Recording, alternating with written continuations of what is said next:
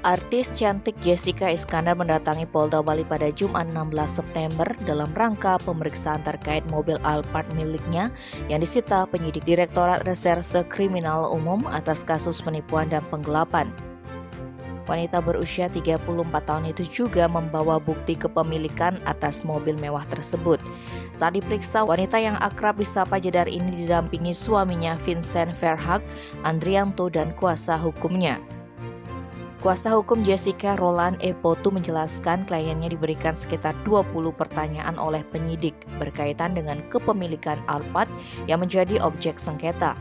Diketahui Alphard tersebut menjadi salah satu mobil yang masuk dalam bisnis rental mobil antara Jedar bersama terlapor Christopher Stefanus Sudianto alias Stephen. Jedar menyerahkan mobil beserta surat-suratnya untuk disewakan, namun mobil itu diduga malah dijual oleh Stephen lengkap dengan surat-surat kepada pria bernama Komang Suardike alias Jegir, sehingga artis itu melaporkan Stephen ke Polda Metro Jaya. Stephen juga dilaporkan oleh Jegir atas penipuan terkait mobil tersebut ke Polda Bali sehingga Alphard itu disita penyidik. Menariknya, kendaraan itu diamankan dari villa milik Jedar yang ada di kawasan Canggu, Kuta Utara dalam keadaan rusak. Menurut Roland, kemungkinan bagian dari modus operandi terlapor Stephen, apalagi surat-surat kendaraannya justru tak kembali ke tangan Jedar.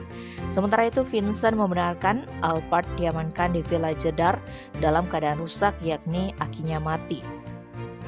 Jedar mengaku mengenal Stephen sudah 2 tahun sebelum memulai bisnis bersama yang berujung jadi korban dugaan penipuan.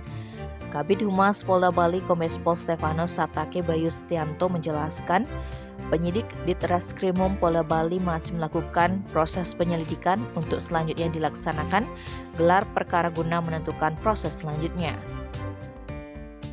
Tim Bali Express melaporkan.